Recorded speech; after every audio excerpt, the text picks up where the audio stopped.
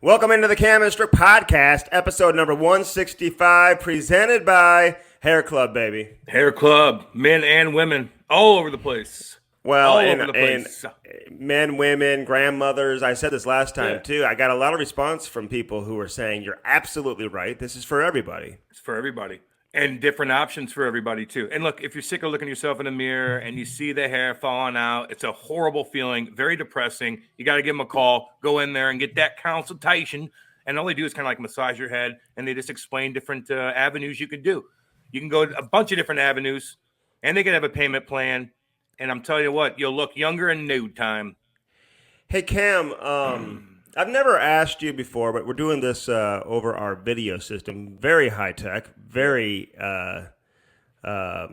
what's the word I'm looking for? Very expensive production that we have here on the Cam Strick podcast. It's very technical. Yeah. You have this scar on your upper lip. Like, what is that from? Oh, that's Keith Kachuk.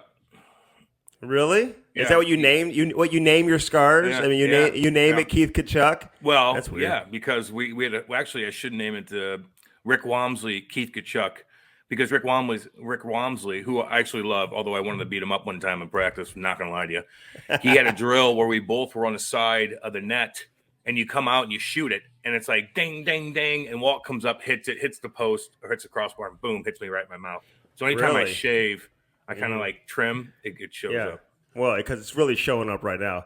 So listen, if you look at it, if you look closely, I've got two scars at the top of my lip. You little railroad tracks, man. You went through hell and back. No, you see that? Look at that. Okay, Yeah, no, look closer. You look tough, dude. Okay, so one day we were going out to play hockey on the pond. I think I was like 10 years old, and my brother was in front of me. He flips his skates over the shoulder like you would see in like a cartoon picture or something like that. You know how you walk to the pond with the skates over your shoulder? Andy, I do. Andy, I do.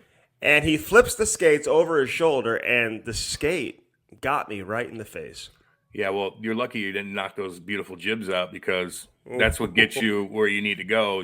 That's your one thing that you got going is your teeth, and we would have lost business. So I'm glad it didn't happen.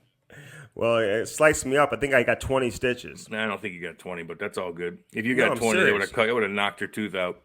No, dude, I'm serious. Okay, I got 20. All right. I'm not even going to argue. I'm not even going to argue about it.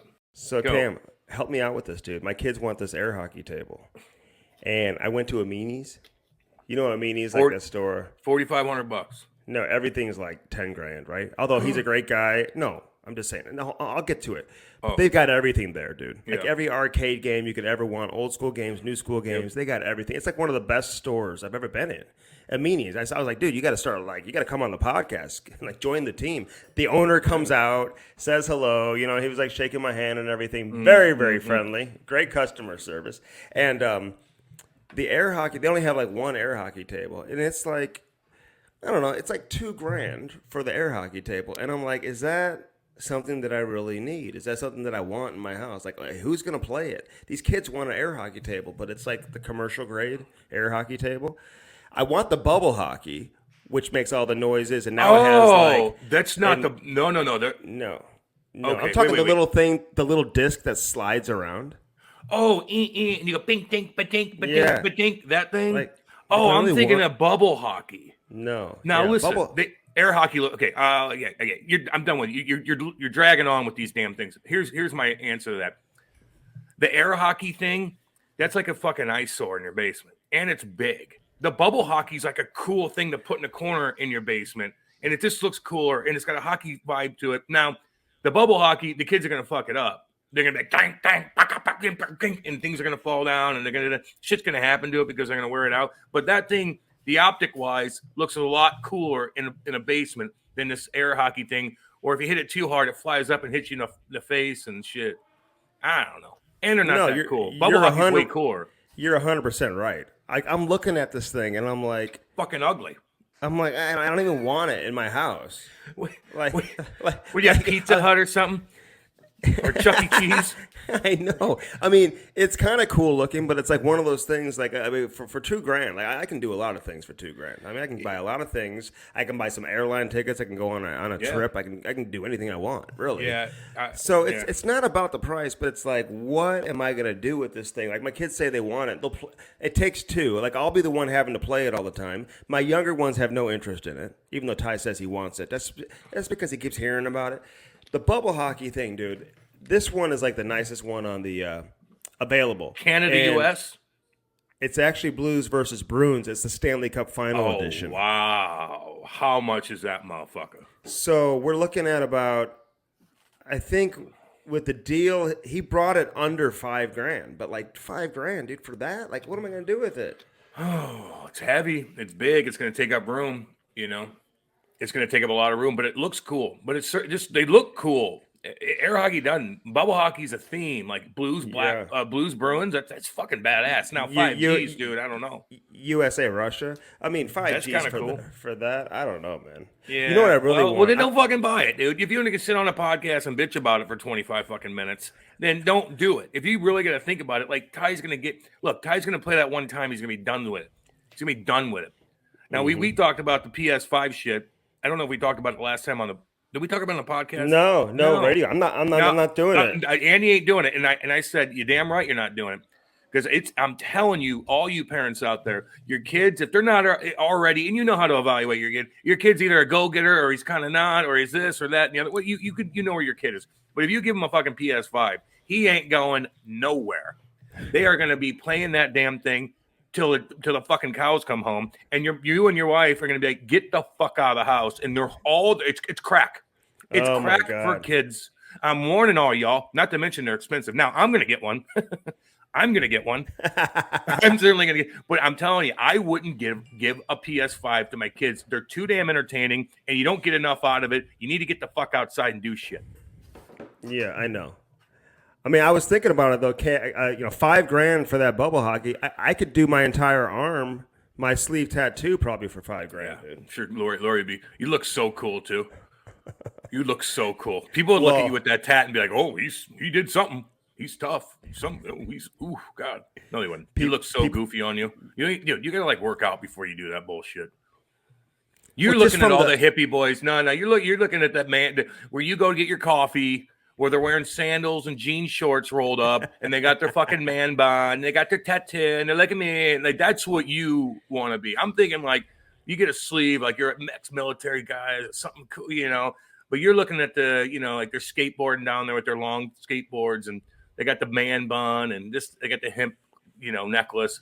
Is that what you're looking at with the tats? Those kind of guys? Well, is that what you're gonna be? I'm looking at like people. A lot of our listeners are actually sending me some designs that they suggest that I should get. So I don't know which arm to do, but I'm looking from the bottom of the elbow down, bottom of the elbow to the top of the wrist. No, just one. You know who's got the most shit kicking tattoo ever? I've seen some stupid all the locker rooms. You know, you go in there and bird watch, but you don't usually see guys naked. But some of these guys have the worst tattoo. Eric Bolton, I'm calling you out on that. He's got Beavis with a hockey stick that just looks like shit he got when he was 17 years old up in Canada. But you know who has the guy, the most shit kicking Yakuza looking tattoo. And Yakuza, if you don't know, is Japanese gangsters that have been around for a long time. They'll cut your hand off. I'm very familiar with who they are. So they have to get. Okay. If you see those cats with their tats, dude, even the girls, man, they got tats out the wall. Who am I thinking of? Bergie. No, way more hardcore. Lubos Bartechko. Oh yeah, he's got the best. All the way tattoos. down to his back, all the way back down his back, on his ass, all the way down his. He looks like the girl with the red tat, whatever that dragon tat. He is head to toe, most hardcore looking fucking tat, and he's like the nicest guy. And he's European, but if he was walking, if you looked at him, which you do when you see him, like he's cut up too, like he looks tough, and you're like you're a part of something. But he's not. But but his tat would say that no, I'm somebody, and it's just crazy looking, dude. It's fucking mean. Well, it's funny because listen, I love Lubos. His little kid now is I say little kid because he was Dominic. He was so young just a few years ago. Now he's playing in the USHL. Like all of a sudden, like they just grow up in front of your eyes, Cam. I may call Lubos today and talk. Maybe I'll get the back. About that. Maybe I'll get the back tattoo. Yeah, I'd get a face tattoo, Andy. Cover your whole face. I don't do Cover the that, whole but face. maybe the whole back. Hey, maybe you should like tat some like abs on you or some muscle tone, maybe. Like, Can you hey, do you know that? those shirts that you wear for Halloween sometimes, where they're like you look like your chest, yeah. but like the that's muscle what I man. do. You should just like spend a bunch of money and see if they could tat on some fucking muscle tone to your body. I might have to do because you're that. certainly not working out. Well, I may have to do that. I mean, the back, Start your working back. out first. How bad does that hurt? Like, where do you think is the most painful place to get a tattoo? A bone, you know, your inside of your arm's bad, you know. You probably why don't you? This is what you should get one on your lower back, eh? Get one on your lower back, eh? Well, You would. a little tramp stamp, hey, here you go. Like a fucking bullseye like right there or something. like a rose on a vine. A bullseye. Or Dude, a finger pointing down like. Oh my God, man! Oh Lord. No. There's Hey, there's some fucking there's some girls that back in the day, and I'm like, I know. I go, why would you get that? Like, I'm like, why? You're so beautiful. Listen, like, I don't know. My wife wanted to do. I go, fucking no. And my wife runs my show here. And it is what it. But I put my foot down on things. Ain't nobody touching your fucking body with ink like that. No fucking way. She's too pure. No. Fuck that. Mother's milk, man. Mother's milk. Ain't nobody doing that. Nope. The worst tattoo, like the worst character in history. I don't want to offend anybody out there listening right now, but I just got to throw it out there. The Tasmanian Devil, dude, is the most Hoosier, most red. That is the worst character in the history of characters, dude. So some people have a tattoo of that. Beavis and Butthead. If Eric Bolton has that, that is. Swear to God. That's where you have to understand. Like when I go in to do this, like I'm aware that this is going to be there for the rest of my life, and you got to make that decision. You can't be going in there doing a. You're a midlife crisis. You're a midlife crisis. Instead of like working out and looking jacked and doing shit like that, where you could kind of walk around with your shoulders back, you're gonna be like, I'm gonna do. If I just get a tattoo, I could be cool. I could be like one of those guys and this and that. No, just don't do it. Okay, don't do it. It's stupid. And then your son's gonna be like, well, I'm gonna get one. Then he's gonna be Eric Bolton, who I love. He's gonna go and get a Beavis and fucking Butthead. Now he's gonna get an air hockey table tattooed on his fucking back because he's gonna look at his daddy and be like, well, that's kind of cool. No, it's not, Ty. No, it's not. I'm not doing it. That air hockey table. Hey, I want the bubble hockey. Can I'm being honest with you. Can I say something, dude? Yeah. All you Canadians, man, I'm fucking sorry. Oh my God, I'm sorry. Like shit, dude. And you know what? Shit could go down here. New York City's kind of doing the same kind of shit too. But you Canadians are going through fucking hell with that up there, man. And we're thinking about you. And I know most people are probably like, it's okay. And a lot of times it is okay. But I'm not even just talking about Corona and getting sick. It's like everyday fucking life now is back to where it was for you guys, and it's depressing. And you got to think about your families and shit because it's fucking depressing. And now you're back to square one with shit, and it's just I don't know. We're thinking about you, man, because it could happen here too. It usually won't, depending on where you live in the United States. Certainly where we live is probably like the last kind of thing that's going to happen. It's going in the other direction as far as lockdowns and stuff. But you guys are getting rocked again, and I don't know, man. I feel bad for you. And listen, I'm glad you brought that up. I'm glad you pointed that out because it's very important. We got a lot of Canadian listeners, man. We're thinking about all the Canadians for sure.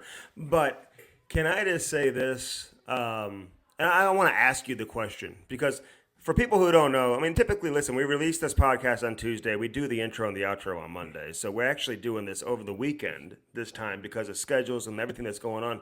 Like it's the holidays and whatever. We weren't able to do what we needed to do typically on Monday, so we're doing it on the weekend. So like if Connor McDavid robs a bank or something over the weekend, we won't know about it. Okay, we're gonna react to that next time. Okay, so just in case you don't know, and we're gonna have our best up and push back a little bit. Sorry, guys. But let me ask you this question: with everything going on with COVID and now the Olympics and all that type of stuff, and just you look at Canada. No fans in Quebec. Although Montreal, I don't know what it is, Cam. Like they're better with no fans. Have you noticed that? Like they are a better team they're better without fans. No one. Nobody's fucking better with no fans. Nothing's better. Nothing in life. No, the money, nothing. The health from downtown, like with restaurant, nothing. Nothing's better. But they went to the Stanley Cup final. Oh yeah, well, whatever. And how they do, and now they're then they won their first game against Philly. Did you see that about? Before I get into my question for you, Cole Caulfield's dad, because they're from Wisconsin. He shows up, that's the and they won't let him in. That's the second time though. That's the second time Cole Caulfield's dad tweeted something out kind of corny. Now, look, everybody's pissed. I know why you should be pissed. Like, if you're fucking going back in time again, like it's just like it's not getting situated like you want, and it is what it is, and it's hard to deal with. But like, didn't Cole Caulfield's dad like tweet when somebody was mean to him and the minors? And then he tweeted out like, "That's not fair to my son." I'm like, if my fucking dad did that, I'd fucking smack him. Stay out of it. I can stick up for myself. It wasn't even that bad. What they Utica comments? They said they chirped him a little bit, like because he got sent down. Gives a fuck. Go out there and fucking score 4 on him and ride the fucking stick down the center ice like Ty used to do back in the day. Think your dad's got to fucking tweet something out? Get out of here. Oh my God. That your dad, your mom, your fucking Jackson Mahomes brother, shit like that. You gotta tie that. You gotta put your foot down. I know he's young and I know his dad's somewhat established and shit like that, but don't make a fucking scene. What about your wife? What about your wife? That's even worse. It's even worse. How about Jackson? My wife was on Twitter like chirping. I'd be like, no fucking way. Dude, I'm so anal about it myself. You ain't getting on there and chirping the fucking coach and shit. Not even chirping. If my wife, just in general, I know, tweeting about me, about the team, like, please stop doing that. Thank you. Please stop. Hey, Instagram all you want. Let's go. Let's have a cute little Instagram story like us having, a candlelight dinner, shit like that. Hey, but like, I don't even tweet that much about the Blues. I'm like, yeah, I know, maybe I'll say something fucking dumb and they'll get like, I'm anal about. I'm certainly my wife ain't doing it. Why'd you not get the puck out of zone? Like, what? Like, Kate tweet that out again, like, son of a bitch. Wouldn't that be horrible? Here's my question for you. So all the stuff going down in Canada, like I said, 50% capacity is probably going to turn to no capacity. No concession. Eventually in Ontario, they're going to have nothing. They're going to play without pucks. Like their sticks will be turned over. Yep. Okay. You're just going to look at the ice and imagine what the game is. They're just going to have like a virtual game. Virtual game. No, they're going to play on PS5. Is what they're going to do. So we'll determine the winner of this game tonight in a via PS5 tourney online. Daddy Padres. But you still got to wear masks online. Daddy Padre win that motherfucker. Oh, yeah. You got to wear gloves. Gloves and a mask. Jesus. Quarantine. Nothing against masks. But, okay, now in BC, Vancouver, they're down to 50% capacity. Dude, who the fuck wants to go with no concession, too? You're not allowed to eat or drink there. You can't breathe. You can't breathe. You can't breathe. No, you can't do anything. You're not even allowed to look. If you look at the ice, you'll spread the virus. You didn't hear about that? That's a new is it a hazmat suit? Is that what they call it? Hazmat suit. They're going to be playing in those. Yeah, it's going to be like an all-white hazmat suit with like a blue maple leaf in the front of it. Fuck me. Oh, and here goes Matthews. Depressing as shit. But man, I mean, like they're spiked. Dude, they're getting COVID. Now, I don't know what the deal is. Like, are people even getting sick from this Omicron, whatever the fuck you want to call it? Like, I don't know. Well, we're not. I don't know. Maybe they are. Maybe I don't even know. I don't even know. 2-minute minor for breathing. 2-minute minor for breathing. You're breathing too heavy. You're breathing too heavy. Slow down the pace. Spreading it. You're 4 feet apart. God, that's a 5-minute major right there. Anyway, so Canada, like, dude, are they messing up the NHL? Is that what's happening right now? Is Canada responsible for like all of a sudden season looking like it's just grim? Where are we headed? They're just in a different mindset than most people in the United States. As a government, it's hard to say. They are both governments, but I think like individual municipalities here just are thinking trending in a different, like, let's say where we live right now. I mean, like, I could walk anywhere, no mask. You could pretty much do anything here. Now you go downtown, you got to be vaccinated or COVID test, but there's 20,000 people there. Maybe some people wearing masks, some they aren't. It's like pretty fucking loosey goosey. Canada's tight, dude. Justin Trudeau, all the minions up there and his minions, they're tightening fucking shit down. That's just what they want to do. Now they have a ton of cases and this, that, and the other. But I think a lot of people have cases. It's just where you live and what the government's thinking, and they are running a tight ship up there. And a lot of people are complaining, and a lot of people aren't complaining, and that's why it's dividing all of us. Everybody thinks differently, and you can't denounce one person or another, but people do. And now it's just a political fight, and we see this with everything. So you got to respect people, man. Like in my parents are chill. They got another boost. They're chilling, doing their thing. Kate and I chill. Like we don't, we're just not seeing it every day. But you could have a family over there that they got COVID and fucking their mom's sick, and it's just more intense. And so they're thinking differently of it. I know I'm rambling, but Yeah, to answer your question, they're fucking slowing shit down. They're slowing shit down up there. It is what it is. Thank you. I could have gotten another boost. Well, it's by the time you finish talking. It's a tricky subject. It's a tricky subject, and you know what? I don't want to piss off our fucking listeners too, because they could be going through different things here, you know. But but in a way, like you sit back and look at it, yeah, yeah, they are going back in time when you go to Canada. Going back in time. Hey, Cam, you would never be able to run for like public office because you wouldn't be able to handle the debates, dude. Your 2-minute like time clock is over, dude. You got to be able to get your answer in within a window. Wait, yeah, I wouldn't be able to handle the debates. No. I wouldn't handle the fucking drug test and then like them looking up my fucking past and being like, "You're a fucking psycho. You ain't getting," you know. And I'm like, "Yeah, I am. I'm laying it out for you. Maybe that could help me." Maybe I could just be like, "No, look at this here." Well, I fixed that, by the way. I don't know. Fuck, whatever. I don't want to go to office, dude. I can make money doing other things, not the shady fuck way. Yeah. Time's up for you. Like, dude, I asked you a simple question. You went on for 6 minutes. Well, what are you going to debate me about? 2003 entry draft and who got drafted? What are you going to debate? What? I'll do an IQ test against you. I told you. I have a 9th grade education. Dude, my neighbor across the street probably got 100%. What are you going to do? You hang it? You guys got the same brain?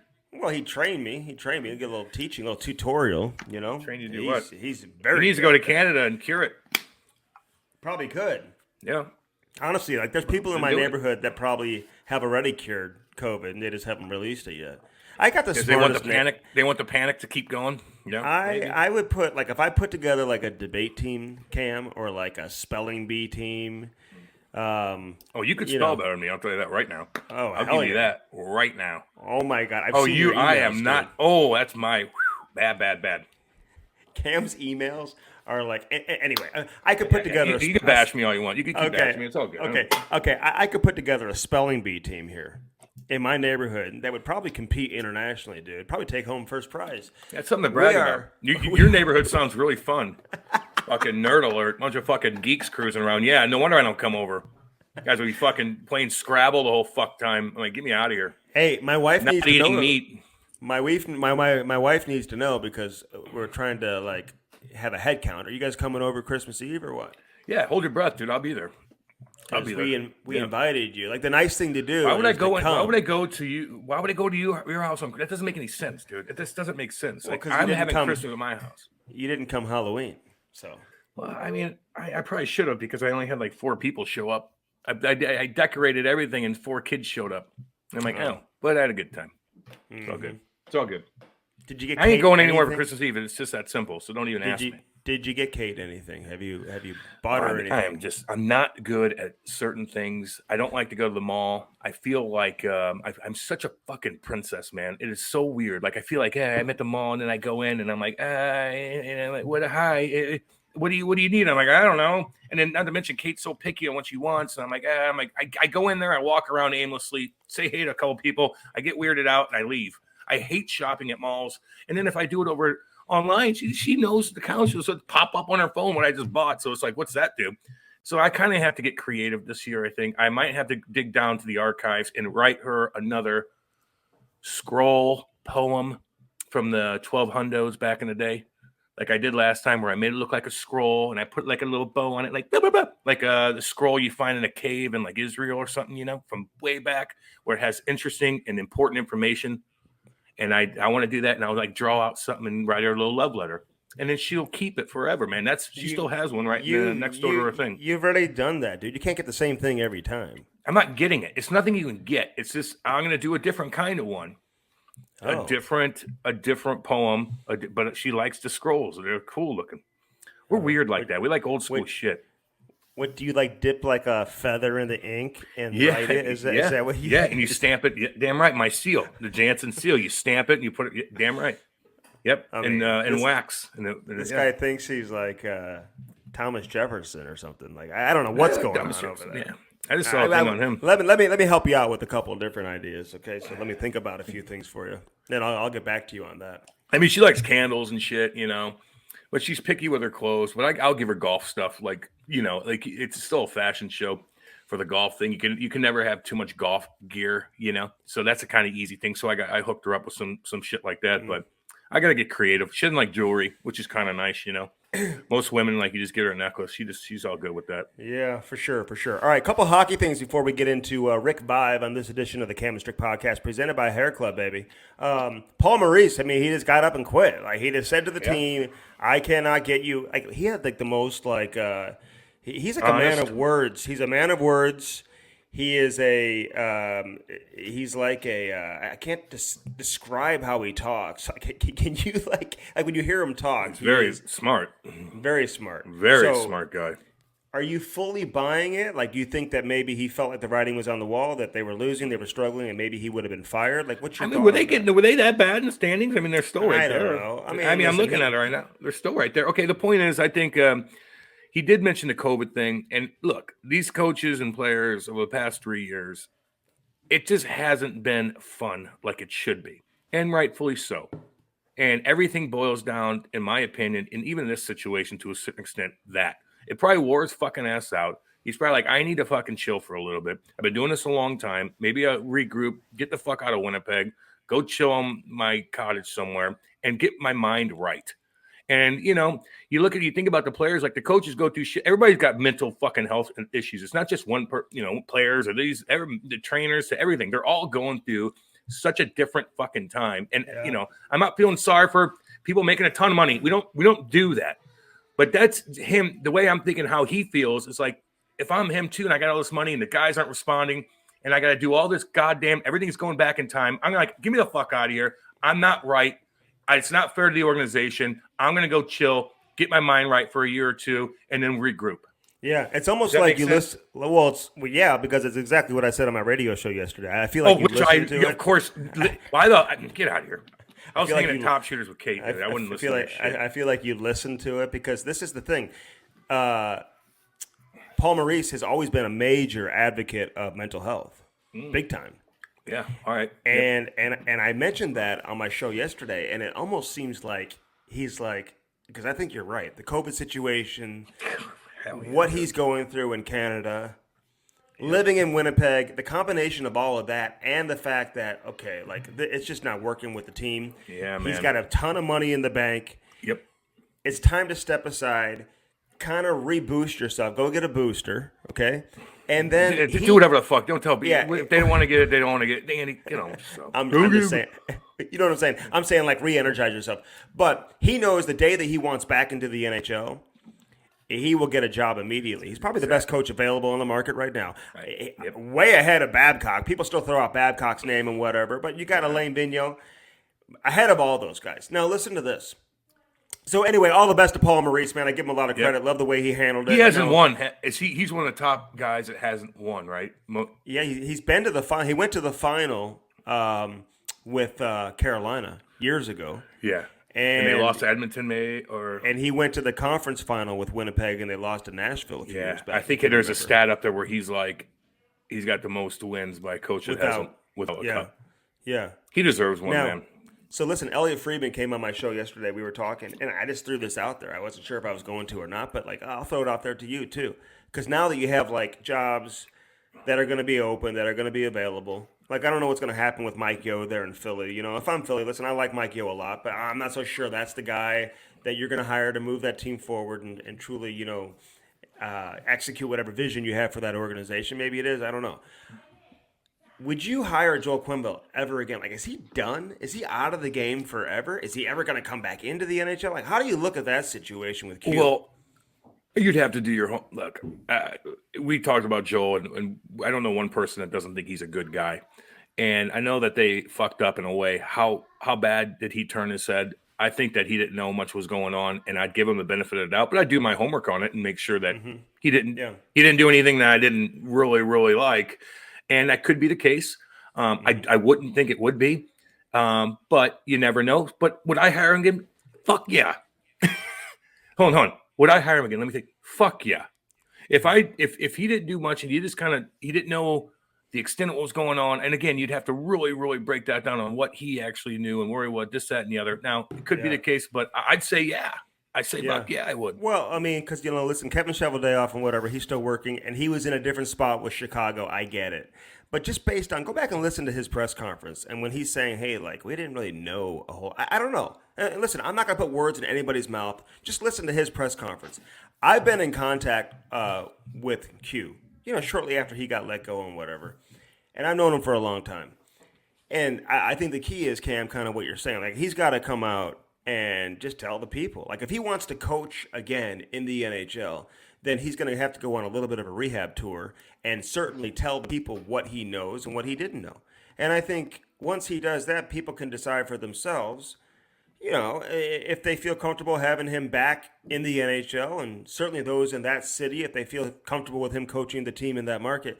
But this guy is one of the best coaches in the history of the game. Like, he is not a monster. He is not a bad person. He's not a guy that's a danger to an NHL locker room, or danger to be around people, or danger to a community. I mean, we're not. So, like, what are we talking about here? So he made a big-time mistake. The whole organization did. He paid for it. He was coaching one of the best teams in the league. They were undefeated at the time. He got fired, essentially. I know they said resign, but it's a forced resignation, let's be honest. Mm-hmm. And now, and his reputation's been tarnished. So now he's going to have to repair that. And I think if he wants to coach in the NHL, then he's going to have to start that PR tour and start doing that. And then people can make their decision from there. I just wanted to throw that out there. Yeah. No, I know. I get you on that. So, and but again, if he pushed things to the side, big time things where you knew weird things are going on, then I got a big problem with that. I just don't think think there was, I don't know. Well, what was going on, and what did the investigation truly tell us? I mean, it wasn't like a criminal investigation. I don't know. There's like one investigation. There's got to be more to the story, I would think, than what we just read in that investigation. And let's be honest, it was the playoffs. He had a player who was a black ace. He wasn't around the team. I don't know exactly what those details were. So that's what we got to find out, and hopefully we'll do it right here on the Cam Strick podcast. Honestly. Yeah, baby. Yep, so, no doubt. We'll get his ass. All right, Rick Vaive. Listen, I was talking to some people in Toronto. I said, hey, who's a Toronto legend that maybe we haven't had on, who we haven't thought much about? They were like, dude, you got to get Rick Vaive on. Man. I'm like, yeah, I wore a Rick Vaive jersey back in the day when I was like 10 years old, dude. A Buffalo Sabres Rick Vaive jersey. No one ever outside of Buffalo or Toronto had this jersey, okay? And I had one because my whole family's from Buffalo, and I got it for Christmas, like Rick Vaive, whatever. It was cool. He wore the neck roll back in the day. Remember that looking like an offensive line? Hideous looking. He had a hideous helmet, too, and I told him that. Oh, he had that old CCM. No. He had the Cooper, the Mark Messier Cooper. He did. But unbelievable goal scorer. And then you start doing some research on his career. Former captain of the Leafs, first Maple Leafs player in the history of that great organization, in terms of from a historical context. First person to ever score 50 goals. He's the all-time leader in single-season goals in the history of that franchise with 54. You would think Austin Matthews at some point is going to break that. Probably would have broken it a couple years ago if the season wasn't paused. Who knows? Yeah. But I'm just talking about like a super accomplished player. His jersey hasn't been retired. It's just really odd. And he's gone through a lot of personal issues. Yeah, man. And adversity that he's overcome. And he wrote a book, man. He's got Don Cherry stories. He's got Mike Keenan stories. I'm like, dude, this guy is right down our alley. Cam. Yeah, baby. Yeah, and he was great. Just old school guys. And I didn't know a ton about him, to be honest with you. And now you do. And he was a great guy. And he's on for a long time with us, scored some huge goals. And the team wasn't very good in Toronto. The owner was cheap. Like, there's just a lot of inside shit that's interesting, at the time, the 80s, Toronto 80s teams, and a little Wendell Clark talk. I mean, anytime you play in Toronto, it's interesting one way or the other, It is. So hopefully the Toronto fans will like this one, man. Again, we're recording this a few days earlier than we normally would. So, like, if Austin Matthews, like, if he stole a fight and goes toe to toe. Oh my God! What are the chances of that? And we don't even talk about it. Like, well, gee, Cam, you missed that one.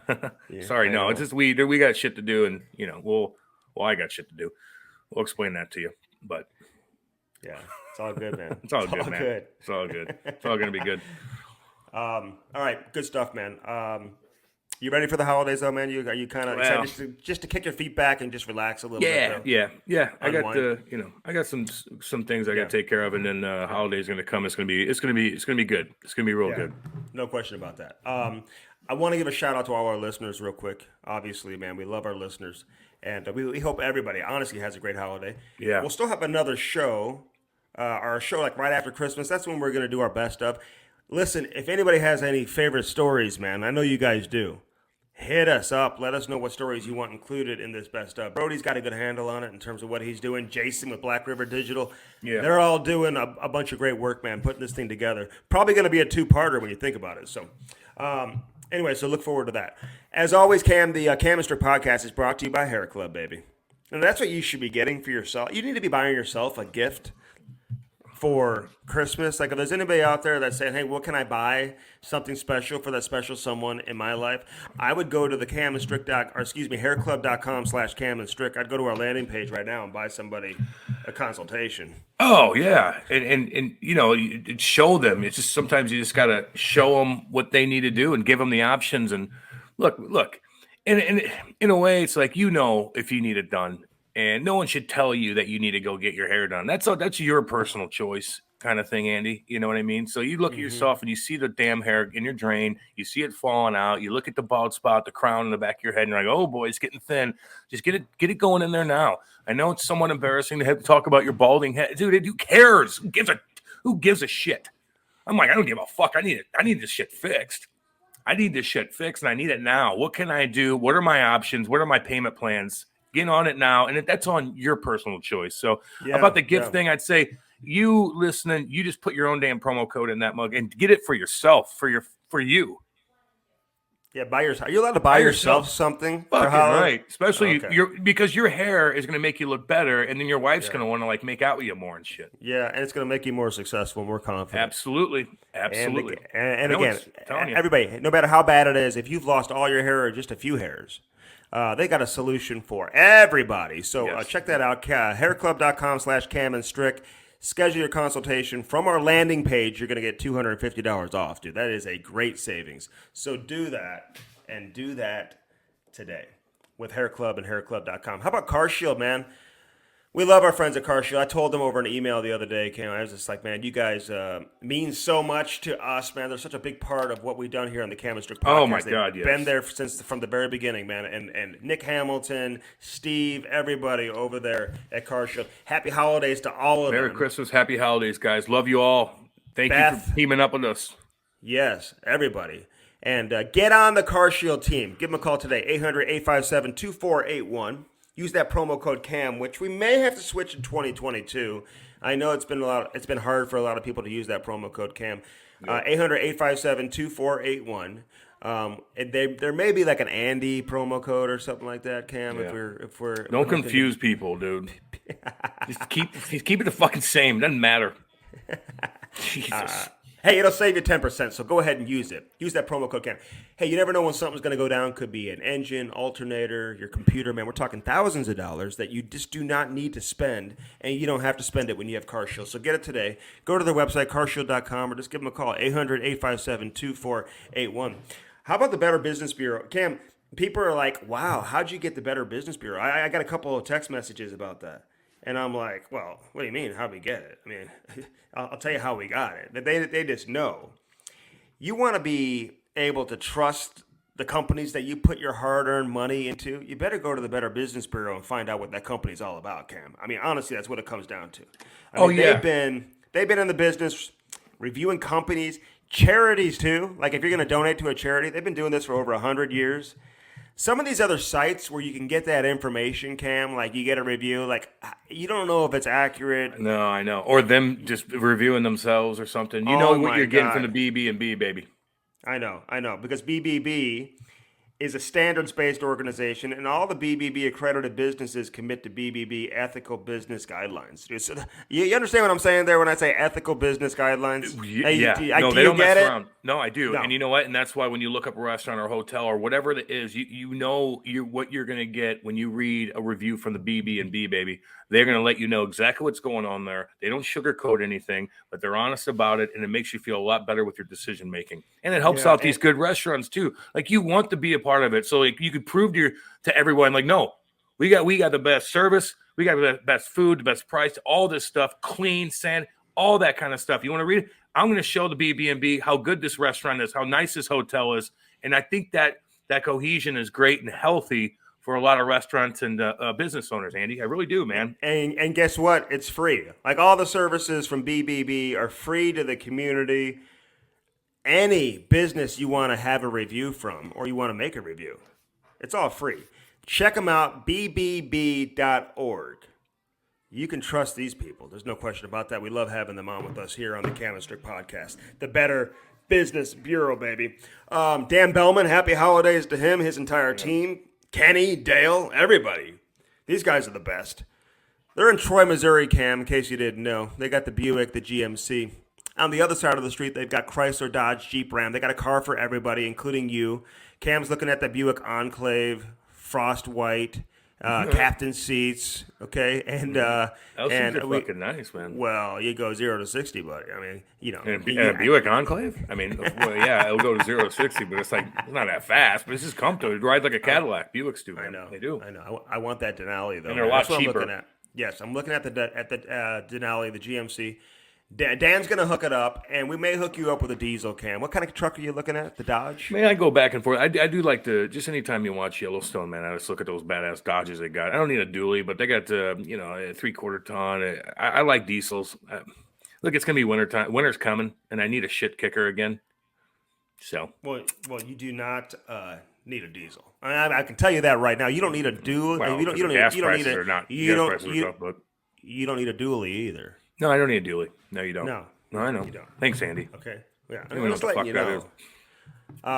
Of course, Daredevil hockey, too. I saw some kids at the rink this morning wearing the Daredevil. Protect yourself with that base layer, man, that Kevlar base layer. Prevent yourself from getting those skate lacerations, the number one cause of emergency room visits among youth hockey players. Cam, you want to know what the number one cause of emergency room visits are for any kid, like outside of hockey? Trampolines? Yeah. Well, I already told you that a few days Well, then ago. don't ask me again. Well, because I was looking at a trampoline, too, and I'm like, well, these are dangerous. And then I read about that. So, anyway, check out daredevilhockey.com. Use that promo code Cam Strick. You got to use it all caps. It's going to save you a ton of money. And, again, I'm seeing kids wearing this. You should wear it, too, man. Protect your kids. If you're a men's league player, protect yourself, too. A bunch of NHL players are wearing this now, college players, major junior players. Like, honestly, I don't know what else to tell you, but to protect yourself and protect your kid. Like, who wants to get cut when they're on the ice? So go out on the ice with a little bit of peace of mind. All right, the one and only Rick Vaive, dude, former captain of the Toronto Maple Leafs, should have his jersey retired. And it has unbelievable stories, one after another, and he's very honest, which we love. So enjoy this one, man. Don't get like intimidated because you're like, I don't know who this is. I don't know if I want to listen. No. You need to know who it is, and you're going to enjoy hearing these stories because he's got a lot of connection with a lot of people that you certainly are very familiar with. Absolutely. So some people are going to be like, oh, my God, I love Rick Vaive. Some people may say, hey, I'm not sure exactly who Rick Vaive is, man, but that's the beauty of this, man. This guy had a great career, right? So enjoy this one. All right, this is Rick Vaive, man, episode number 165, right here on the Cam Strick podcast, Holidays Edition, presented by Hair Club, baby. The Cam Strick podcast is brought to you by Car Shield. You know, nothing more frustrating, Cam, than when that engine light comes on and you know right off the bat you're going to have to spend thousands of dollars to repair your vehicle. Call 800-857-2481. Mention the promo code CAM or visit carshield.com and use the code CAM to save 10%. Yeah. That's carshield.com. A deductible may apply. Save yourself money. Sign up and get your coverage now with carshield.com. Now to the interview. Hello. Ricky. Rick. How you doing, buddy? Is this Rick Vaive? Hello, guys. You used to wear this neck roll on the back of your neck like you were did. like an offensive guard. I could save it for the middle of the interview, Rick, but I got to start off with this. Linebacker. Like, what was going on with that neck roll? Why did you wear it? Whose idea was it? Because I think you're the only player I've ever seen wear one. Ricky? Well, I damaged my neck. I had a lot of problems with my neck, and I was told that would probably help. But, you know, after wearing it for a little while, and I saw a specialist, and he said that probably wasn't a good thing because if I got hit and it went over the roll, then it would cause more damage. So then I stopped wearing it. But it was kind of weird. Like you say, you look at pictures and you look like a football player, and but Yeah, well, you look back in the day. It's so weird. I'm looking up. You know, when we do these interviews, you look up everybody and you just look at the highlights, and gosh, it's just The era you played in, Rick, like it was so hardcore. I mean, guys are just hooking and clutching you. You're trying to take one-timers. You got guys whacking in your arms. I mean, it's just complete chaos at times. I mean, how do you compare what you see now to what you've been through? I mean, the game has changed so damn much. Oh, gosh, yeah. I mean, it's I don't want to say it's like ice capades out there, but compared to what it was like in the 80s when we played, it was it pretty much is. I mean, you can't put your stick parallel to a guy's waist or else you get a hooking penalty. And it was, I mean, back then it was so much different. There was a lot of clutching, grabbing, whacking, hacking. I mean, we played St. Louis, I don't know how many times a year. I had to play against Brian Sutter the whole night. And even though we never had a fight our whole career, but I mean, it was like crazy. It was like hooking, holding and grabbing and slashing and, but we both did it to one another. So it wasn't like it was one guy. It was both of us that were doing it. Just the trainers back then didn't know the knowledge that you know now. I mean, you guys must have played through so many different kinds of injuries. Well, I mean, I think if you look back, the 21 teams in the league, I would have to say that probably maybe a third of the teams, maybe, and I'm saying it might not have been that many, had a certified trainer. And I mean, and even the doctors back then didn't really know a whole lot like about concussions or different, ailments. But I mean, yeah, there's no question that I think we played through a lot of things. I mean, nowadays, as soon as a guy gets dinged up, it's like, okay, we're taking him out for precautionary reasons. And, then that player might miss a game or two, or, I mean, even the science teams now just will go to the coach and say, this guy needs a day off. I mean, he's tired or whatever the case might be. So, yeah, it was a lot different. But then again, I mean, we're talking, 35 years ago. So, I mean, in 35 years, a lot of things changed, not just in sports, but in the world. Yeah, no question about that. Hey, what changed for you when you got to Toronto? Because you were a high draft pick for Vancouver. Yep. I think you spent 1 year in Vancouver. Then you get to Toronto, Rick, and the switch just gets flipped in terms of your production and just your the exposure you had and just your notoriety as a great goal scorer in the NHL.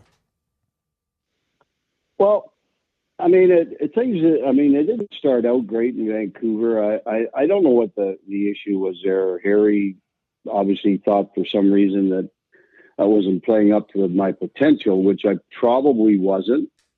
But again, I was 20 years old and had played in the WHA the year before, had a pretty decent year. And I think I went into that season thinking that, okay, it's not going to be that difficult because I played already in the WHA, but it was a lot better than the WHA was the year before. Then I got to Toronto, and I mean, the biggest thing was they said, you're going to get an opportunity to play in all situations. You're going to play a lot and just go out and do your job. And you know what? I got that opportunity, and I had Bill Derlago as my centerman, who was a great player. That could get the puck to me, and then things just started to click, and continued for over 32 goals 6 years in a row. So I can't complain about that. But was it tough being in Toronto? Like, everyone looks at Toronto being like, okay, they've got so much money, they can spend as much as they want, they can afford anybody, they hand out all these crazy contracts, even though there's a salary cap nowadays.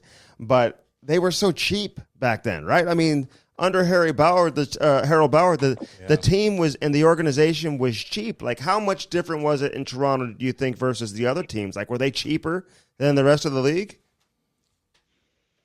I think the whole league was kind of cheap, but I would have to say that Harold was probably the cheapest of all of them. And I don't think there's any doubt in my mind that guys on other teams that had similar numbers to what I had were probably making a lot more money than I was. And, that, I mean, hey, I made good money. I can't complain. I mean, I was just stupid. I just spent it and, cars and, every year a new model would come out, or every 2 years, and, I got to have that one. And Oh yeah. so, I mean, I didn't have someone to grab me by the throat when I was 19 years old and say, listen, if you put this much away every year, and a guy worked it out for me, and at 52, I think I would have had about $4.8 million if I had done it properly.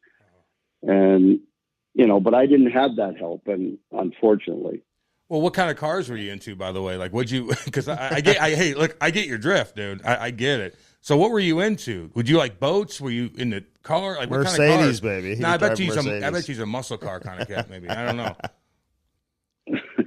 No, I don't know. I love cars, and the problem is I'd get one, and you'd drive it for a year and a half or whatever, and a new model would come out. There goes $10,000-$15,000 down the tubes right there. Yep. When you trade that in and get a new one, well, there's 10 or 15 grand, and you do that enough times. I mean, I'll be honest. I'm 62 now, and I would think that since I was 19 years old, counting my wife's cars, and I would have to say we're looking at probably somewhere between 30 and 45 different vehicles, maybe more. What kind of cars were you driving, though? Like, what was your go-to? Yeah. What did you have to have? What'd you like? Well, I mostly drove four-wheel drive Broncos. Now I'm driving a Ram truck. I was more. I wasn't a sports car type guy. I loved my trucks and SUVs, and I did have a couple. I had an Audi 5000 Turbo when it first came out. Of course, I had to have it, and but that thing was in the shop most of the time. For some reason, it was the first year it came out, and there was a whole lot of problems, and it was in the shop a lot. Weren't you driving a Mercedes, though, and they started calling you like the $1 Million Man or something like that? Like, what's that story there, Rick? Well, it's a funny story about, I did have a Mercedes. I bought one in Chicago. I got traded there. I was making a lot more every check than I was in Toronto because of the taxes. And of course, I was making American dollars instead of Canadian dollars. And I went to a dealership. I was probably 27, 28 years old, and walked in with jeans and a T-shirt on, and all the old salesmen in there. Nobody came near me, and I walked out, went to another dealership, same thing. About 3 weeks later, I went back to the first dealership, and a young guy was working, and he came over and he said, "Can I help you?" And I said, "Yeah, I want that black Mercedes right there, the 420 SEL." Oh, yeah. He says, "Well, that's like $61,000. And I said, "Yeah, well, it won't be once we finish talking." And so I came out of there with it at 57, and I'm sure he made a pretty decent commission, and they washed it up, cleaned it up. And as I was driving by, leaving the dealership, all the old guys were standing at the window watching. And of course I gave them the finger and, and then kept driving. Yeah, but you were older at that time, right? Like, I mean, so if you're a young guy and you're not, and everybody knows what everybody's making, right? But if you're a young kid, and I've seen this when I played in the Devils, some of the young Russian kids would come, and you know what their contract is, and they haven't even played, and they have like a nicer car than like Marty does, Marty Brodeur, and you're like, okay. But you were older then, so they couldn't chirp you that much, right? Well, no, I mean, I never got chirped a whole lot about the cars or anything, but we didn't know what guys were making back then. That was another thing right. We didn't have salary disclosure. We had no idea what anybody in the league was making. It was one of the things I remember. I think it was 87 or 88 when we were negotiating a new CBA, and I was on the executive committee, and that was one of the things we wanted. And along with free agency, which was 32 years old, which was ridiculous because, I mean, if you started at 18, you had to play 14 years before you became a free agent. I mean, so we wanted to get that down to 28. We wanted to get rid of recallable waivers because they could get anybody to the minors if they wanted to with recallable waivers. And we wanted salary disclosure. Well, we got none of them. And Al Eagleson would go in and negotiate and come back. And he had this big thing with $250,000 cash at age 55 if you played 400 games. And, I said, well, how are we going to get cash? Like, the government's going to want their take. And then, of course, his way of doing things was attack you and make you sound like you're stupid. And so that happened. And then, somebody spoke up and said, well, what about the three things we want? And he said, they're not giving it to you, period. And that was it. I mean, Al went in and negotiated it by himself. The owners had Al, they all had Al in their pocket, and he did what the owners wanted. And, there's nothing we could do about it. How much were you making when you first came into the league? And then what's the most you ever made as a player? The most I ever made was $350. And that was only in my last 5 years. 4 years, I guess it was. I never made, after the, what was it? After this, well, I started out my original contract when I got drafted 5th overall in Vancouver was 60, 60, 65, 65. Yeah. And then my next contract went up to like 160, I think it was. And then my next one went up to 280, 290, 300. That's still pretty good. Like, you're still rocking and rolling back in the day, making that kind of money. Nowadays there's so many ways to make money, but back then, like, you're grinding it, or you're an athlete, or there's something. So you're still cruising around town, and you have more money than 95% of the people. That's for sure. But yeah, how was that, like, lifestyle back then? The travel and commercial, just smoking on the planes and stuff like that. Like, you just look at the guys now, they're eating lobster and steak, and they're all catered. Everything's just so organized. I mean, do you look at it like, damn, we could have, if we all just kind of like had, all this could have came a little bit earlier, but man, you guys had to grind it, commercial, all that kind of stuff. Yeah, it was, we're talking 30 some odd years. So, things change, and obviously the revenues are unbelievable compared to when the revenues, what they were when we were playing. And of course the owners made all the money back then. And, the biggest thing was, we didn't have any power as players back in those days. We had no power whatsoever. If we tried to go up against the owners and say, okay, well, we're not going to play unless you start paying us more, or whatever the case might be, we were going to lose. There was just no winning for us back then. I love the fact now that the players have some power, and I love it. I think it's great. I think it's a long time coming, and I think finally, I'm happy that the players are able to stand up to the ownership ships of the teams and the league and get what they deserve. And we didn't have that opportunity back in the 80s. Listen, you were the captain of the Leafs, and we'll get into your goal scoring and all that. The first Leaf ever to score 50 goals and 3 straight 50-goal seasons, all of that. But you were captain, and then they took the C away from you. Like, they stripped it away, and they gave it to our good buddy Rob Ramage, actually. Rammer took over as the captain. Yeah. But why did they strip the C off your jersey? Well, we were in Minnesota, and we got in there on a Thursday. We were playing Saturday. And John Anderson, who was my roommate for a while in Toronto, had gotten traded to Quebec City. And they were in town playing on Thursday night. So I went out with him after the game. And for some reason, we had a 7 o'clock a.m. practice, which I thought was ridiculous. But anyway, it is ridiculous. That's fucking ridiculous. I'm sorry, hey, listen, Ricky. My 5-year-old mini might skates at 7. 7 okay? o'clock practice, meaning you got to get there at 5. Okay.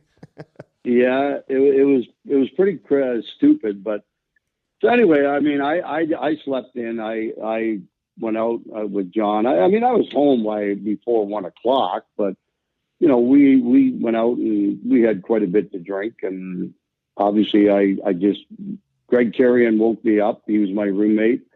And he said, "Are you good?" And I said, "Yeah." And then he left the room and I put my head in the pillow and fell back to sleep. And the thing I was most disappointed in was Dan Maloney came to my room and went crazy. You know, as a coach, and as I learned later on by, you know, learning about communicating with your players and everything else, and became a coach myself, you know, I was disappointed because I thought maybe the best thing for him to do would be to come in and say, "Listen, I told the press that you were sick and that's why you weren't at practice. Don't ever let it happen again, because next time I'm not going to stick up for you." And I think that's all Dan had to do. And then, you know, he would have got a lot more respect from me, and I probably, you know, I wouldn't say I would have played harder. I don't think I could have played any harder than I did when I played, but I think he would have gotten a lot more respect from me, and then nothing would have happened. And then, of course, you know, the next thing I know, they're in there and Jerry McNamara, and they say, "Well, you're going to lose the captaincy." And I thought that the punishment didn't fit the crime in my mind anyway. No, it didn't. And you know what? You could have, look, it's kind of embarrassing. You're the leader, and it is what it is. Shit happens. But he could have totally played that in a different way. And was there any other thing that you guys had going on? I mean, that kind of just doesn't make sense. Like usually, you know, maybe you go skate by yourself, whatever the case is, they're going to do to you. But I don't know. That's kind of frustrating that they would make a big deal out of that when they could have just kind of slipped on the rug, and everybody on the team probably would have understood it. Yeah, I think they would have, absolutely. I think it could have been done a lot differently than it was. But, you know, hey, I mean, it is what it is, and that was the way it was in the 80s. It was like, you know, he was pissed off. He came in, and the next thing you know, the C's gone. And you know, that's just the way they operated back then. It was so different. It's unbelievable how different it was in 85 or 86 compared to what it's like today, or what it was like in, you know, the late 90s.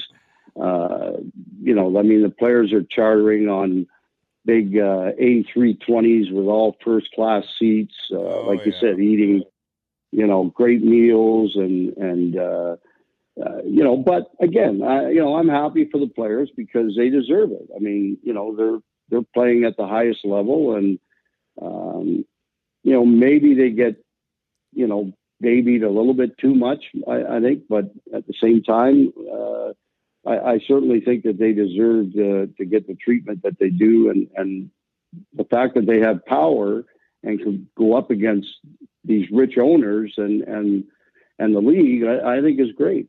Hey, Rick, don't even worry, man. In Toronto, nobody even knew that they took the C off your jersey. They're like, they got other fucking stuff to do. Like they're not even paying attention, right? So I would assume just nobody ever knew. They didn't even notice that you didn't have the C on your jersey, they're right? not crazy up there. In Toronto? They're not crazy up there. That didn't get any press. Yeah, no shit. Jeez Louise.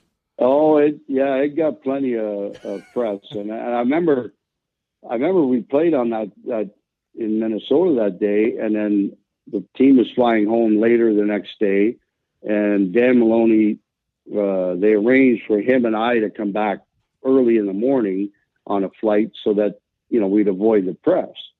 And, you know, I thought, well, why are we doing this? Like, you know, it doesn't make any sense to me. But then again, I mean, at the same time, they just didn't want me to arrive at the airport and have, you know, all the press there and have to answer questions, which I gladly would have done. I mean, hey, I was an adult. I owned it, and, you know, I would have been fine with the press, but they decided that we were going to come home early. And then of course I had to wait till 2 days later or a day later, to go to practice and to face the press. And, you know, to me, I would have been preferred to have come in with the team and done it at the airport and get it over with.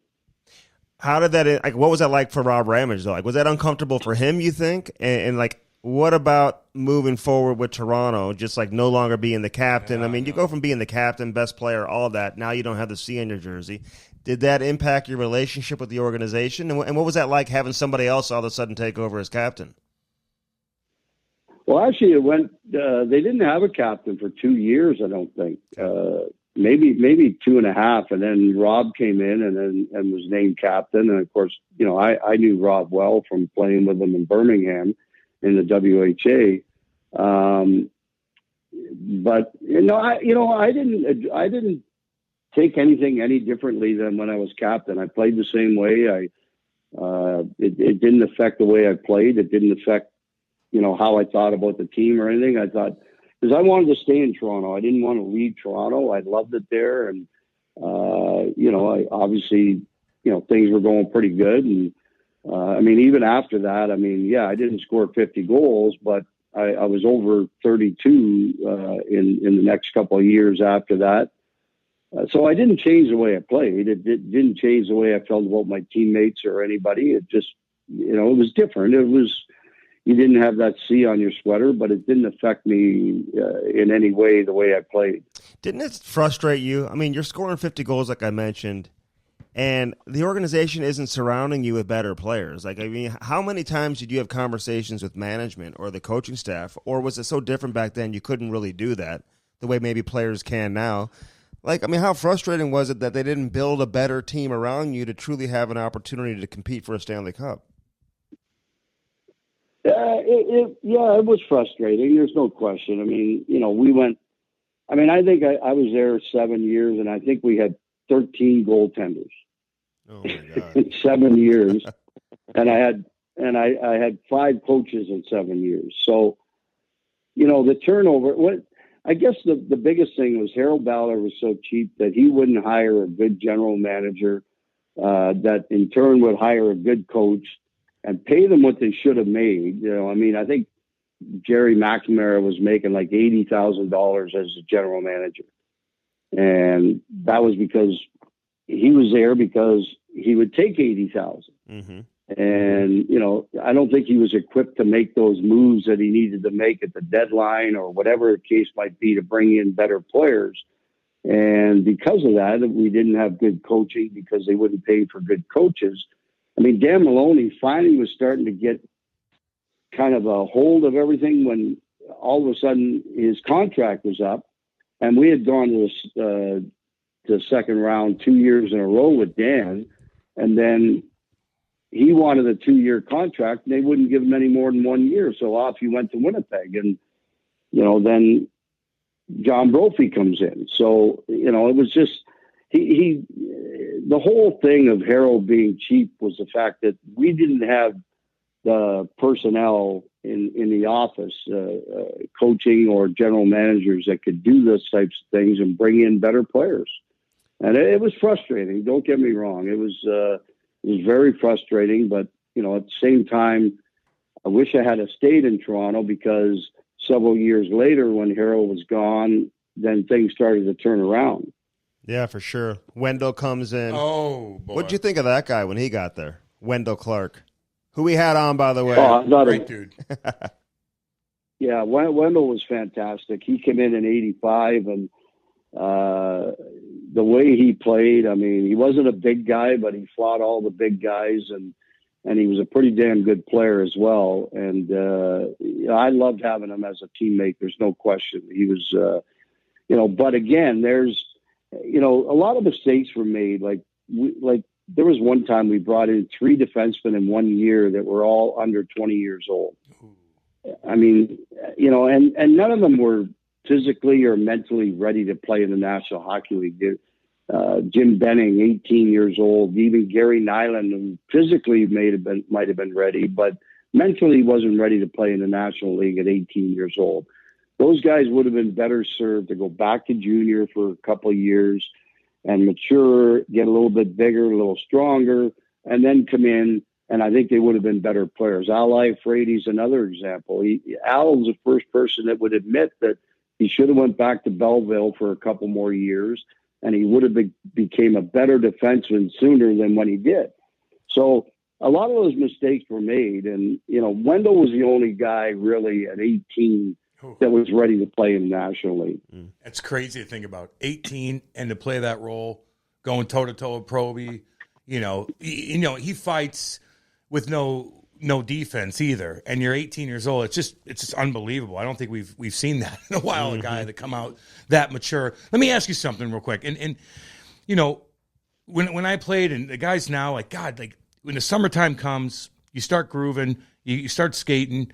Then, if you're a fighter, you start doing your boxing with the skating and, of course, your weights. And this is like all day long. You're working out. It costs money, all that kind of stuff.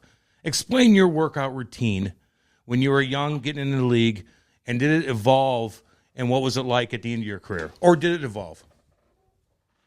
No, I don't know if it really evolved. It evolved a little bit when I got to Chicago. The second year I was there, because Mike Keenan came in and he put a gym in the stadium, which we didn't have before. But I mean, in the summer, my routine was I'd be on the bike probably 3-4 times a week and I didn't lift heavy weights because I didn't want to, get real bulky or anything. And then in August, we'd start skating and we'd play shinny 5 days a week, leading up to camp. And of course, our camps back then, I mean, you were on the ice twice a day for probably 2 weeks or more before you even played an exhibition game. So that was a big part of the training. But yeah, I mean, bike, a few weights here and there. I didn't have anybody to show me what to do. We didn't have like a strength and conditioning coach like they have now or anything like that. So, when you look at what's going on now, it kind of makes sense because the revenues are greater. The players are making a lot of money. So they're assets. So you got to take care of those assets. And they have skating coaches, skill coaches, strength and conditioning coaches. I mean, we had none of that back then. I mean, you were left on your own to do what you needed to do to get ready. And there was nobody that was going to help you in the organization. The Cam Strick podcast is brought to you by Bellman and Bellman.com. BEHLMANN.com. Get out there to Detroit, Missouri. Check it out. On one side, you got the Buick, the GMC. Options for everybody. Then right across the street, you got the Chrysler, Dodge, Jeep, and Ram. Again, find something that works for you and get yourself a new set of wheels in time for the winter. Now, back to the interview. Did you think Mike Keenan was a psycho, or did you like him? Like what? Because you were established already as an NHL we had player. Him on, by the way. And we had him on, and Frady. Yeah. Smoking darts. Everyone you mentioned. Hey, but you go to Chicago, you play for this guy. What were your thoughts? Well, the first year I got there, Bob Murdoch was the coach. And Bob was a very quiet guy, would come in and just go over things. And I got to play with Denny Savard and Steve Larmer, which was incredible. And, I mean, all three of us, we scored about 130 or 30-some-odd goals between the three of us. All of us had 40-plus. And then all of a sudden, Mike Keenan comes in. And there's another situation where, okay, there's Eagleson who represented Mike Keenan. He gets fired in Philadelphia. He calls Wirtz and says, listen, Mike Keenan just got fired in Philadelphia. If you don't sign him, your rival down the road in St. Louis are going to sign him. Well, all of a sudden, Polford panics and signs him, and before Murdoch even knows. So he comes in, and right away, I'm not good enough to play. All I can do is go out in the power play, stand in front of the net, get knocked around. And so I went and had a meeting with Mike, and I said, Mike, look, I'm not that old. I'm 27 or whatever, 28 at the time. I said, I can still play and help this team. So, give me 5 games. Let me play 5 games regularly and power play. And if you don't like what you see, then do whatever you want. But give me 5 games. And we were heading out on a road trip up to Western Canada. And then we went into Edmonton. I think I had a goal and assist or goal and 2 assists, and we won. And then we were going to Calgary. So we're at the airport that night. We were flying to Calgary. And he came in and said, great game. And so the next night was a Saturday night. We're playing in Calgary. And so I know that Hockey Night in Canada, when they brought you into the studio for an interview between periods, they would always go to the coach first. And if he said okay, then they'd go to the player. So they came to me and asked me, and I said, yeah, sure, whatever. And we go out for the first period. I play my first shift. I don't get another shift for the rest of the period. And so I come off and I'm throwing my stuff in the room, and the guy's standing there with the towel and the water ready to take me to the studio. And Mike walks up. He says, where are you going? I said, oh, I got to do that interview. And he turns to the guy with the towel and he says, hey, he said, you're not bringing this guy in there for an interview. He said, let me get you someone who wants to play this game. And I mean, literally Mike's standing right beside me. And I'm like, do I grab him by the throat? Do I punch him? What do I do? Because it really pissed me off. And to this day, I have very few regrets for my career, but that was one of them. I wish I had grabbed him by the throat, put him up against the wall and said, listen, you're being a total dick. I can play for you and you're being an idiot. So, give me an opportunity, but I didn't. And then the next thing you know, I get traded the day after Christmas to Buffalo and didn't see my family until February 4th.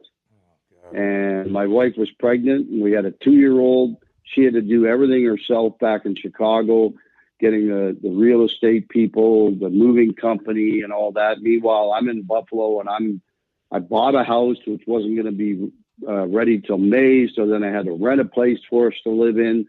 And then I didn't see them until February 4th when I came from LA on a red eye to Chicago.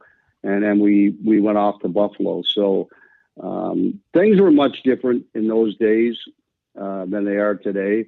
And the coaches are a lot different. Things are different now. They communicate better with the players. Back then, I would say 90 some odd % of the coaches were just like, tyrants. I mean, it was their way or the highway, and they would sit you out, do whatever the hell they wanted because they had the power and we had none. What do you think of these guys making $10, $11 million right now? I know you said you're happy for the players and whatever, but I mean, it's kind of crazy, and especially you're there in Toronto. Like, they're having a good year right now. Are you a believer in the Maple Leafs? Like, can these kids truly take that organization to the next level? Well, I mean, obviously it remains to be seen, but I mean, they're having a great regular season, and forward-wise, they're fine. I mean, they got a lot of depth at forward. They got a lot of guys that can come in and out of the lineup on their bottom six anyway, and do a good job. They really did a good job of signing some guys that play those roles in the off season. I think perhaps defense, I would be shocked if they don't make a move and bring in another defenseman before the deadline, because I think they need a little bit more depth on defense. But other than that, they're a darn good hockey team. And I tell you, it'll be very disappointing in the city of Toronto if they don't get by the first round of the playoffs this year. So, yeah, and you know what? The fan base there, they're frustrated, and rightfully so. And you got absolute superstars on that team. And, yeah, you could tweak the defense and stuff, but in my mind, watching them, like the two big boys or three big boys, they got to play better in the playoffs. I mean, that's just a simple fact of it. Like Austin Matthews needs to do something. Mitch Marner needs to take hits. Like you see it. You see how they are in the regular season. You see in the playoffs, which is such a different game, and you know that. And these guys kind of get lost, and it's noticeable. Yeah, no, I would agree. I mean, I think everybody, not just those guys, but I think everybody's got to play a little bit better in the playoffs. I think, it's like I know everybody said to me that, William Nylander was their best player in the playoffs last year against Montreal. I said, well, I don't know if I'd necessarily agree with that. I said, I think he was in the right place at the right time 5 times and had an open net. But I mean, how many times did you see him go down the wall and someone was coming over to take him out and he would just let the puck go in the corner, stop, and then head over to the bench? Yeah. Well, those things, you need to change those things in the playoffs. You need to fight through that check. And if you're not willing to do that, you're not going to win. Playoffs are a different animal. And I'm not sure that these young guys, 100% understand that on most of the teams in the league. They're making their 11 million or whatever, which I don't have a problem with. I mean, I know there's a lot of guys my age or a little older that are bitter with what the players make. And I said, but, they said, well, how could they pay Connor McDavid $12.5 million? And I said, well, okay, let me tell you. Probably 2/3 of the teams in the league have 6,000 to 8,000 empty seats on any given night. But except for when McDavid or Ovechkin or Crosby or Matthews, someone like that comes in, they sell those tickets. Well, that's a lot of revenue that they bring in. And how many of those guys' sweaters are sold every single year? That's a lot of revenue. So, you know what? I mean, they deserve it. They deserve that kind of money because they're the best players in the league. I agree. Is Toronto a tough place to play in? And how much has it changed now versus when you were there? Just in terms of the coverage, the fan base, talk radio. I mean, just in terms, it's 24/7, Rick. I mean, you know that. It's absolutely crazy. Is it too much? Is it difficult for a player to truly have success or a team to have success there with everything going on away from the rink? Well, yeah, there is. It's tough. There's no question.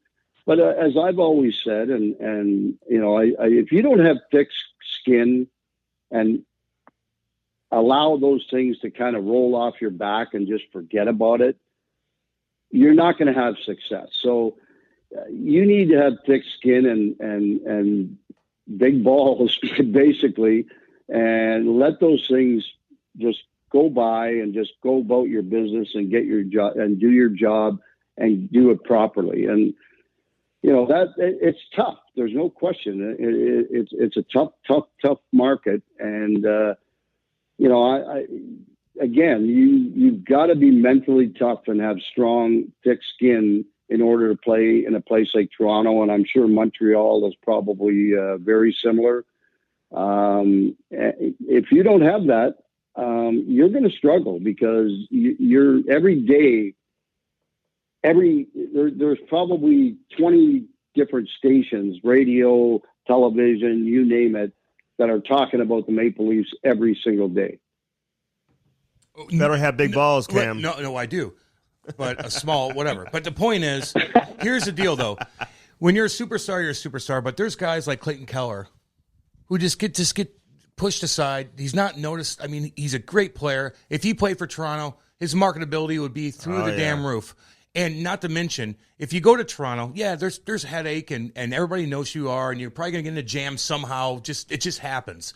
But damn it, after hockey, if you grinded it throughout some years in Toronto and you busted your ass, you're going to get taken care of. Like after hockey, the Alumni Association, you're part of that town. Like it helps you in other. There's a ton of benefits to play for Toronto, but it is stressful. Yeah, I mean it's tough, but if you play well in Toronto and you give 100% every single night and you stick your nose in there and you play the way that you're supposed to play, especially in the playoffs, you're going to have success in Toronto after you're finished playing. And you look at some of the guys like Wendell and Darryl, and there's a few other guys that are ambassadors, and they're thriving in Toronto. I mean, because they had great careers in Toronto. And, I do a lot with MLSE as well. And our alumni is treated very, very well by MLSE. And we're looked after. We have like a nice suite on the 200 level. I can't complain about how I've been treated here in Toronto. Because they helped me out a lot, and probably because of the way I played, I guess. And so to answer that, I guess if you play well in Toronto and you get the job done, then you're going to have a lot of success in this city if you stay here after you're finished playing. All right, can you help people understand? Like honestly, like Rick, what do they pay like a former superstar player to make an appearance? or to be an ambassador? I mean, are these Sundin, guys, Wendell, are Big these Domi. the big dog? Are they reeling in like well north of six figures? Like, what are we talking? You think? I don't really know. I would guess Wendell, guys like Wendell and Daryl. They're probably bringing in over six figures. I don't know exactly what everybody makes. I mean, I know I do pretty decent. I'm in the six-figure range. That's not all from MLSE, but a good portion of it is. Well, you're going to get a raise so after this interview. you know, You're getting a Yeah, raise. you are. You're going to get a You're raise making now. $1 million bucks I'm just going to warn you, You right might now, get a Rick. coaching job too. I don't. This Well, is the way it goes. he's going to get that number retired. I'll Yeah, tell you that damn right right, now. as he should. As he should. Damn right. And I think Brendan Shanahan has changed some of that mentality. I think he's helped move things, move the ball, if that makes sense, in terms of taking care of some of you guys. Hey, listen, you wrote that book, Catch 22, great book. Yep. And, for anybody out there looking for a Christmas gift, you're looking for something to read when you have that vacation during the holidays, man, get this book and get it now. Catch 22. Rick Vaive, Scott Morrison wrote the book, longtime, media guy there in Toronto, very respected, Hockey News, all that. Yep. Toronto Star, I think, editor for a long time. But you open up about your drinking. Like, you quit drinking not once but twice. Like, give us an idea. Like, how out of control was it? How bad had the drinking got to the point where you had to really change your life there, Rick? Well, one of the things that happened was early.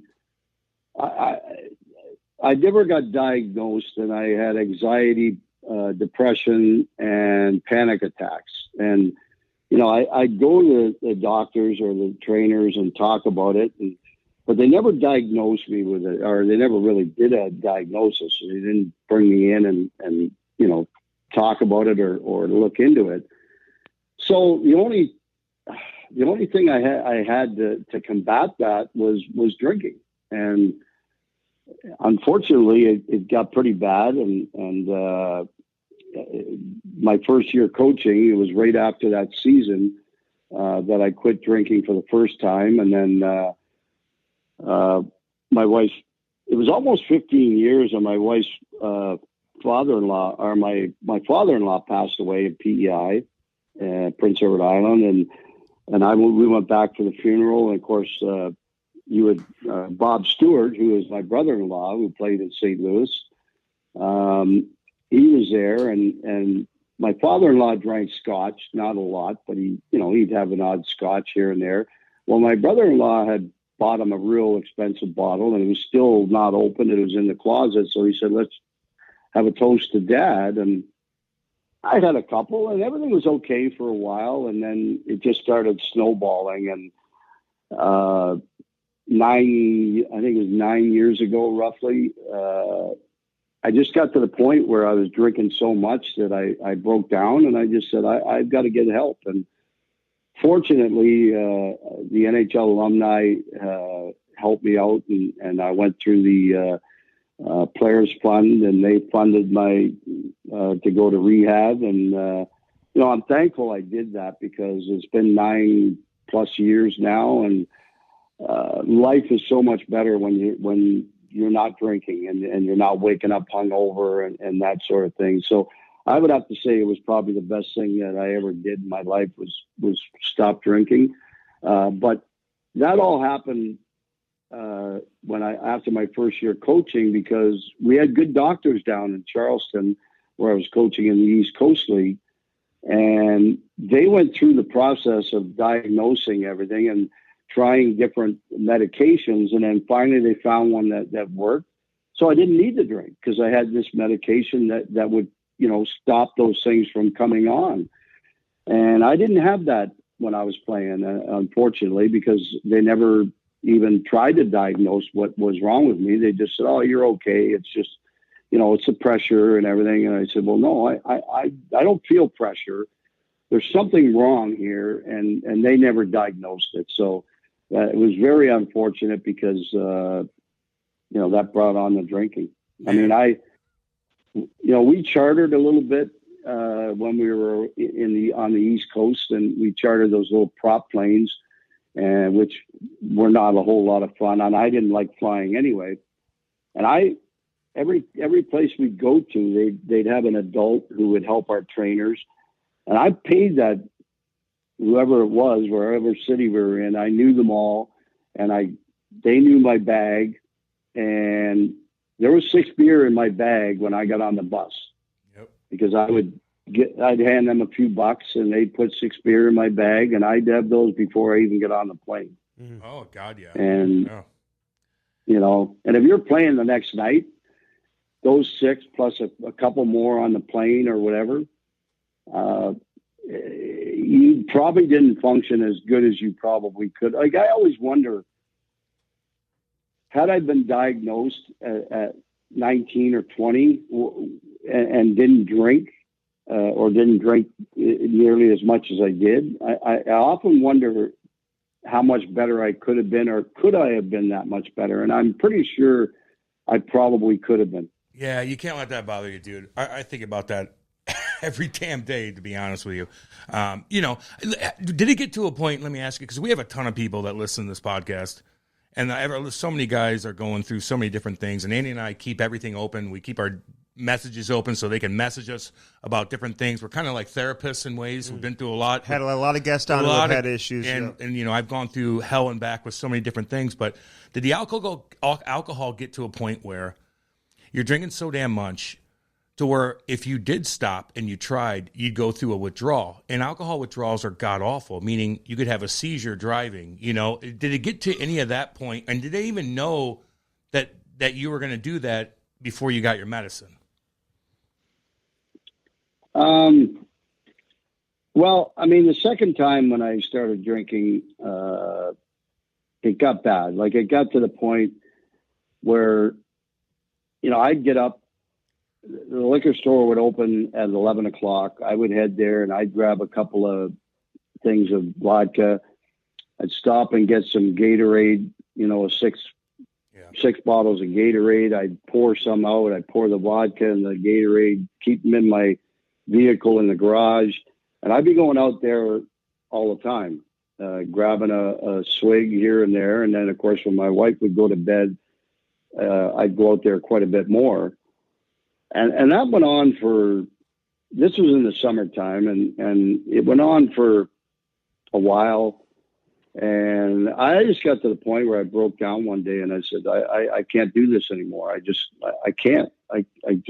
It's driving me crazy. It's the way I feel. I feel like I don't even know how to describe it. I guess it was a hopeless feeling. And I just said, I need help, and finally, like I said, through the NHL alumni, I got in touch with them, and sure enough, I went away, and I was away for, it was supposed to be 30 days. And then, I remember it was actually funny. I'm not even sure I really learned a whole lot more than what I already knew, but the fact that I just went away and made that decision made it that much better. But I remember we were in meetings all the time, and there was this one young girl that was getting off of cocaine, and she would always come in late or, do things, and then and fall asleep in meetings, and then all of a sudden raise her hand and start talking. And I just said, hey, this is not fair to the rest of us that she comes in here late, disrupts meetings, falls asleep and all. So anyway, they said, well, you got to stay for 15 more days because you have anger problems. I don't have anger problems. I just, that's not fair to the rest of us that she's allowed to do that. And so anyway, I had to stay for 15 more days, which wasn't a bad thing. It wasn't the end of the world, but, nonetheless, I'm glad I did it. And, today, like I say, it's been 9, almost maybe even 10 years. I can't even remember the year it was, but I know it was December 4th. When I went, and I'm glad I did, because life is so much better when you're not drinking. Yeah, well, congrats on that, man. I mean, it's a great milestone, the fact that you were able to get your life back together.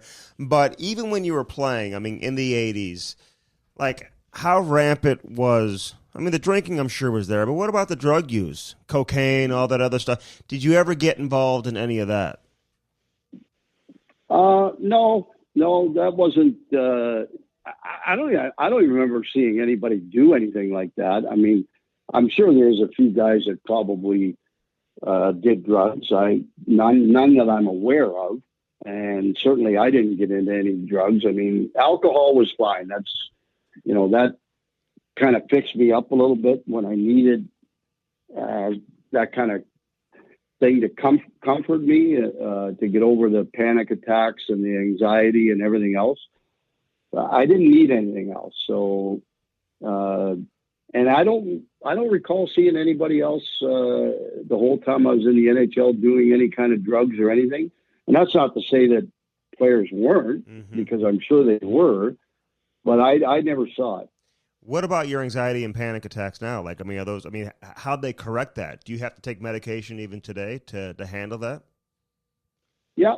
And of course now there's more research being done with the CBD oil and that sort of thing. And, there's a whole lot more options out there today than there was back then, obviously. Even though there was options back then, they just never looked into it to find out if there's anything that could help me until, 1995 when, or 90, I guess it was 94, when I was diagnosed by our doctors in South Carolina in Charleston. And then, like I said, they tried a lot of different medications till I found the right one that wouldn't impair me in any way or make me feel groggy or anything like that, but would take away all the symptoms that I was going through. Yeah, no, I know what you're talking about, and I had to go through it with, I had to get on Suboxone, which it just it kills your craving for the euphoric high that you get, and the same thing with the alcohol. But it's also a different drug that you kind of have to wean off of as well, but it just cuts your craving, and if you do go through withdrawals, like you're not going to go through them with this medicine, so it is different though, because there's some medicine, like you said, that, you still got to work. You still got to be places and be yourself, and they brings you down. So it's like it's a balancing act. It's tough, but to get off alcohol as a whole is so damn difficult. And again, I'm glad that you're open about it, because we have a lot of people that listen. Yeah, we do. And I'm curious, Rick, because wasn't there an instance, you got a whatever DWI or whatever, right? And then things kind of paused with a lot of the stuff you were doing with Toronto, with the alumni. But then they dismissed the case. Like, you went to court and beat it. Like, how did you beat it to the point where they dropped the charges? Well, it was. I mean, the officer that pulled me over, he was young, but he didn't keep his notes properly, and it took 3 hours before they did the test when they brought me in. After they brought me in, and it's supposed to be done, I think, within an hour, if I'm not mistaken. And he was asked why it took so long, and well, we had to call someone that lived an hour and a half away to come in to repair the machine. So, it was like, well, was the machine working properly? Then after he came in and he was asked repeatedly, well, is there a chance that maybe the machine was not working properly? And he said, yeah, obviously there's a chance. And I mean, I had 3 beer that day from 11 o'clock until 5, so which is not that much. And I drove all the way down Highway 11 from Muskoka and dropped Billy Derlago off in Woodbridge at a mall, and Dennis Marook as well. And then, I started driving home. The officer he followed me for 2.5 miles, and he said, did you see any irregularity in the way he was driving? And he said, no. So, I mean, when all of this all kind of came together, then, the judge just outwardly said, like, I find him not guilty on any of the charges. And he told the officer, like, hey, if you're going to do this type of thing, you better be prepared when you come into this court with your notes and everything else. So, without getting any further into it, that's pretty much how it happened. And, should I have been driving? I don't know. I mean, I don't think I was over the limit. I certainly wasn't impaired enough that I couldn't drive, because I did. I drove all the way down Highway 11, which, if anybody has driven down there from Muskoka, it's not the easiest road to navigate. And I did it fine. So, so I don't think I was impaired, and things came out, and, but that was 2 very, very difficult years that I went through while that court case was going on, because I had no work whatsoever, wasn't making any money at all. And it was very, very difficult. But, I got through it, and it was probably, and that's kind of when the drinking kind of ramped up, was during that time. And then it continued after that for about 4 or 5 months. And then that's when everything stopped. And I said, I need help. Yeah. Well, I'm glad you got the help, and listen, I'm glad you won the case too. I mean, like Perry Mason, man. I mean, 3 beer and a 5-hour span. Yeah. You're okay. Coming from like a golf tournament. Yeah. Hey, listen, a few more things, man. You've been great. We appreciate you being on with us. And again, the book, Catch 22, check that out. Check it out. You get to Buffalo. You're playing with all these future Hall of Famers: Phil Housley, Andrechuk, Pierre Turgeon was a young kid at the time. But your assistant coach was John Tortorella. You had John Muckler as the head coach, who I understand was like just a crazy man, like a nutcase. You can maybe fill us in with that, what he was all about. But playing for John Tortorella, man, was he quiet? Like, what was he like as a young coach? Well, as an assistant coach, he was pretty quiet. He didn't really say a whole lot. Rick Dudley was a coach, and Rick was a good coach, except he had a bad temper. And John Muckler was brought in to take over the GM job with Jerry. What was his name? Jerry Meehan. And so Jerry was essentially still the general manager. And then all of a sudden, John fired Rick, I don't know, about 20 games into the season, and took over as coach. And then the next thing I know, I'm sitting in the stands, and for 3 months, and I'm not playing. And it was kind of like, I went in and talked to John, and I said, John, can you move me? He said, nobody wants you. And I said, well, like, how do you know? I said, then put me on waivers. And he said, well, I already did. I said, yeah, but you put me on recallable waivers. No one's going to claim me, because you're going to recall me, and then you're going to try and trade me there. He said, it's the same thing. I said, John, it's not the same thing. And anyway, he wouldn't do anything. And I went to Jerry Meehan, and I said, Jerry, look, can you talk to John, and between the two of you, can you try and move me or put me on waivers? And if you don't, at the deadline, send me to Rochester, because I need to play, because I haven't played for a long time. And Ottawa and Tampa were coming in the next season, and that's why I wanted to go down there and play. And I loved it. I had a great time in Rochester. We went to the semifinals.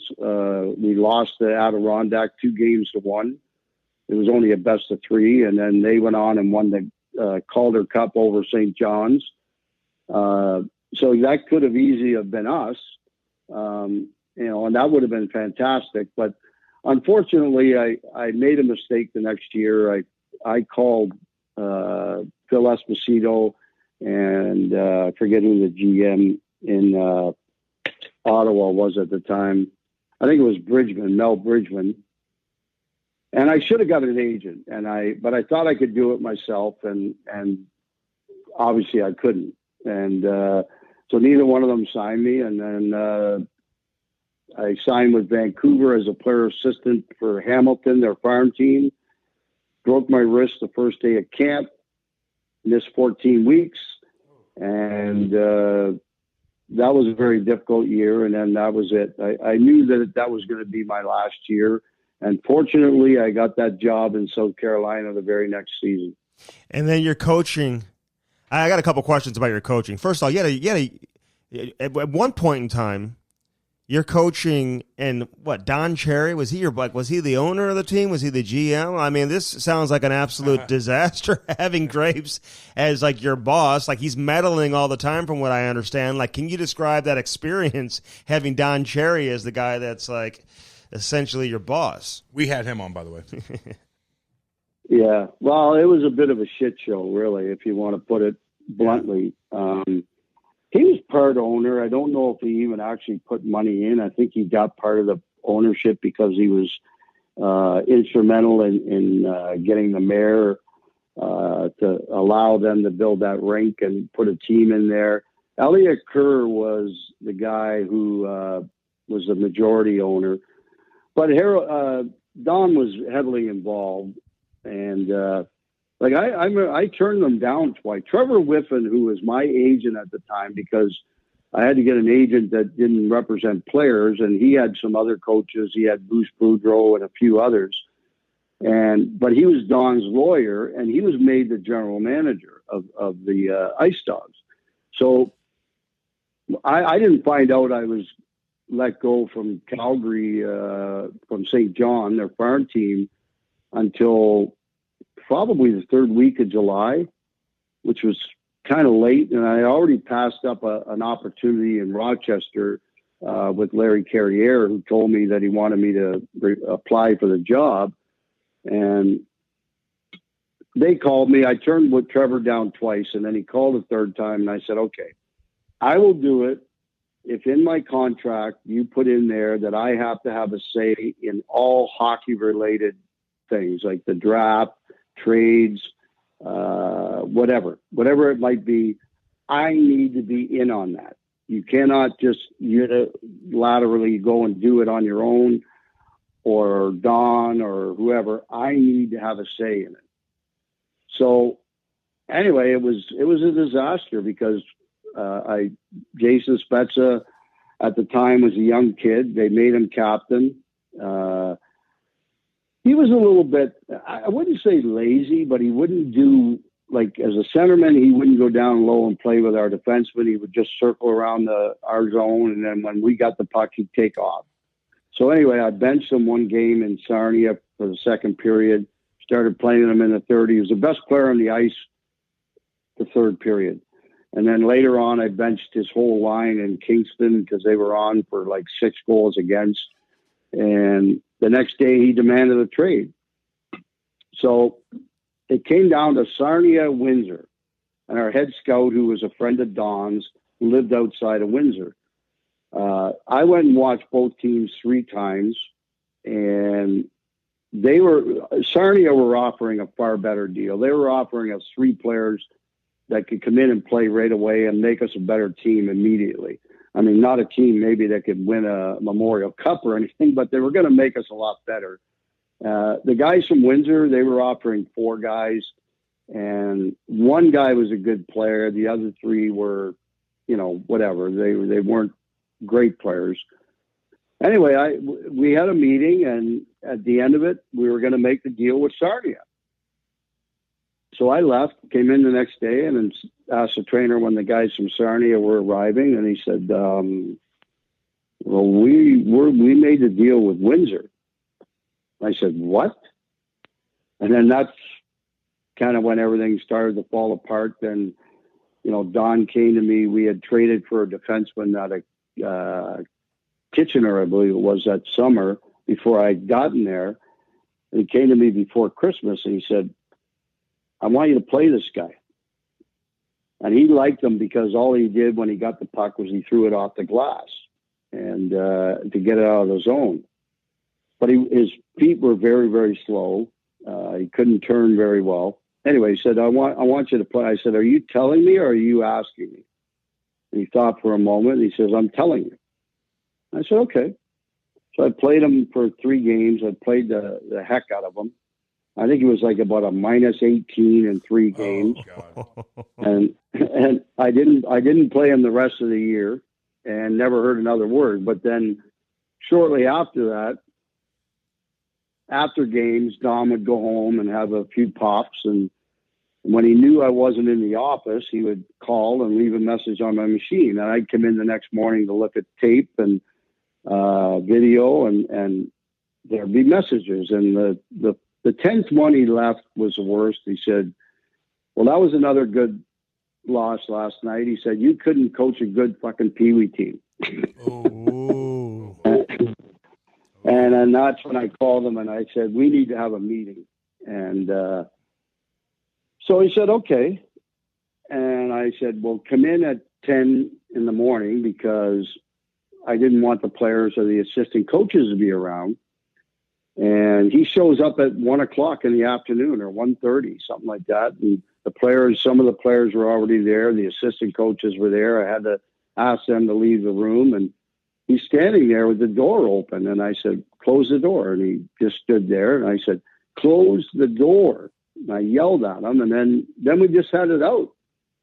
And then eventually in May, the other gentleman that was the majority owner, Elliot, he called me and said on a Monday, and he said, Don wants you to resign or he's going to fire you by Friday. And I said, okay, well, you put out a press release that I'm resigning to go on and do something else. We'll have a press conference Wednesday, and Bob's your uncle. You pay me for the second year of my contract, and everybody's happy. And he goes, well, that's part of the problem, is that Don doesn't want to pay you. I said, oh, well, then I'm not going to resign. So he fired me on Friday. And then, of course, I had signed late in the summer in Mississauga. So my contract was starting to kick in again in August. And Elliot called me and he said, your pay is going to start now and every 2 weeks. And he said, Don only wants to pay you 6 weeks. And I said, okay, well, that's not going to work. So just tell Don I'll see him in court, because I already had a labor lawyer who looked over my contract. And anyway, the whole thing, Elliot and I went back and forth. We got to 10 months, the use of the car and the cell phone. And I said, okay, I'll sign off on it. And, that was one of the other regrets I have. I should have went and said, no, I want the full year, and I'm not going to settle for anything less, because I know I would have won. Jeez, my God, yeah. Come on now, Grape, settle down. Grapesy. Hey, I mean, you coached in the minors, whatever. You had a young Marty St. Louis before he played in the NHL. You had some great players. Hey, but when you played in Buffalo, I meant to ask you this a few minutes ago. Were you in the game when Clint Malarchuk got cut in the neck against St. Louis? Like, you were on the team then, weren't you? Yeah, very unfortunately I was. And it was a pretty scary incident. One that, well, after that happened, you know what? The rest of the game was like a game of shinny. Nobody went near anybody. Oh, it was just. I can imagine. I saw the game on TV as a young kid, actually. Horrifying. Yeah, it was pretty scary. And then probably the worst part of that whole thing is that after the game, we are in the dressing room and we're sitting there and we don't even know if our goalie's alive. Our teammate, we don't know if he lived or he died or whatever. We sat there for an hour and a half to wait for the news of, what transpired after he left the odd. And then finally we got word that he was okay. And then everybody, got undressed, showered, and then, and left. But that was, without a doubt, that was the scariest moment that I experienced in my whole playing career or coaching career. And that was pretty scary. Yeah. I mean, I don't even want to tell people to go see the replay if you don't know what we're talking about, because it is. I mean, it's probably the scariest moment. And they wear neck guards now. There's padding there. It just, that was a weird thing. Just crazy. Yep.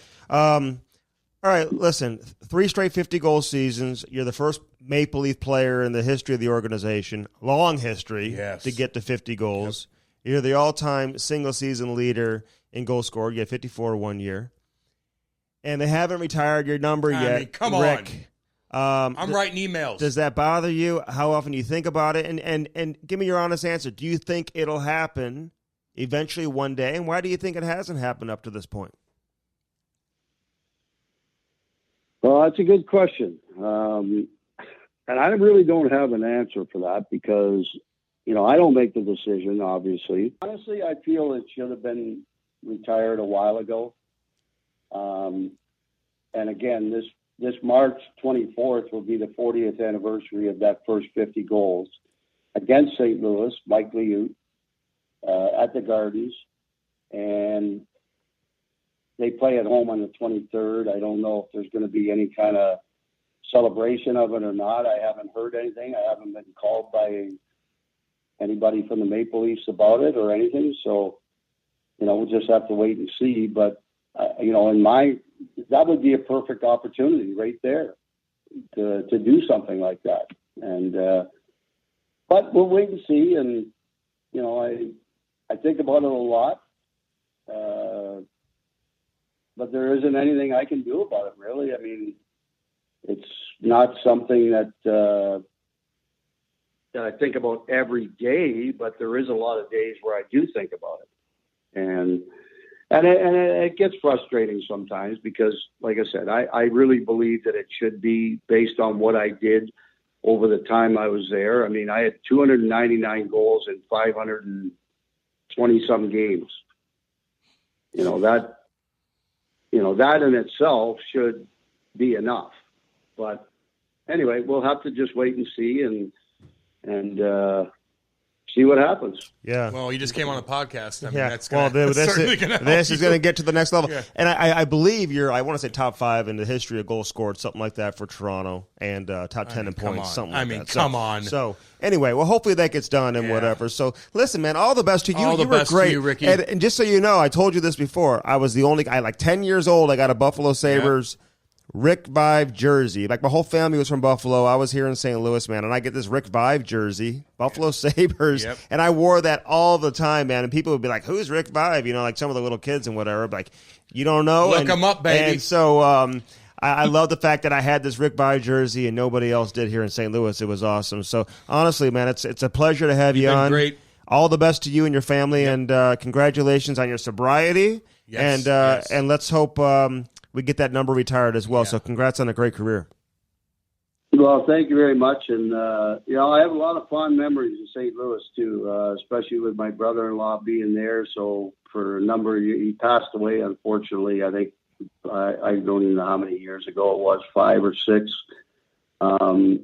But he was always there when I came into town to play, and I'd meet up with him. And it was wonderful. I loved the old rink was a tough one to play in.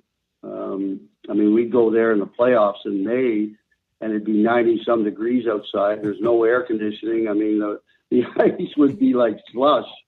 Yeah. And so it was pretty tough, but I have fond memories of playing in St. Louis and the guys I played against, Brian and Bernie Federico and Mike Liut and guys like that. It was always a battle.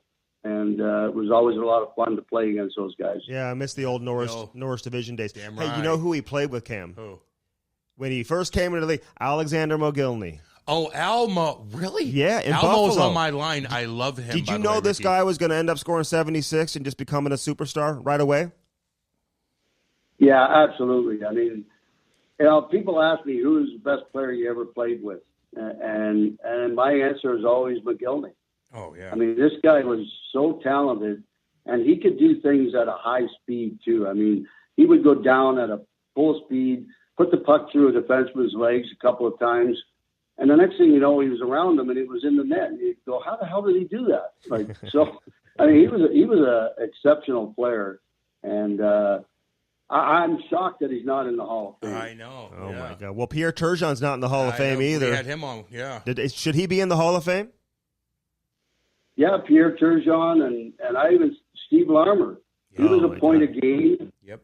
One of the best two-way players in the league, and he's not in the Hall of Fame. So, there's a lot of guys out there that probably deserve to be in the Hall of Fame that aren't. And, I hope that one day they do get in because they deserve it. Yeah, I'm with you there, man. Absolutely. All right, listen, all the Thanks, best, Ricky. Rick. Happy holidays to you and your family. Thanks for doing this, you, big man. boy. Appreciate it. It was my pleasure, guys. Thanks very much. Okay. Thank you, sir. Take See you, care. buddy. Bye-bye. Hey, what's up, everybody? That interview was brought to you by Daredevil Hockey and daredevilhockey.com. Use that promo code today, Cam and Strick. It's going to save you 25%. All caps, Cam and Strick, Daredevil Hockey. Get yourself protected today.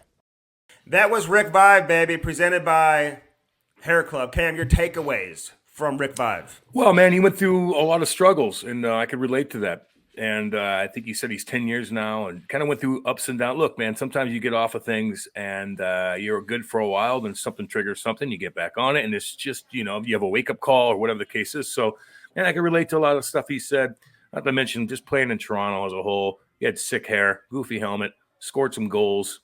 I think that, there's a little frustration there that, he's not – doesn't have his jersey retired. Doesn't make too much sense. You're captain at a young age, score all those goals. Like, they didn't have that. Like for all their years in the game, as far as forwards, they don't have that many big dogs over him.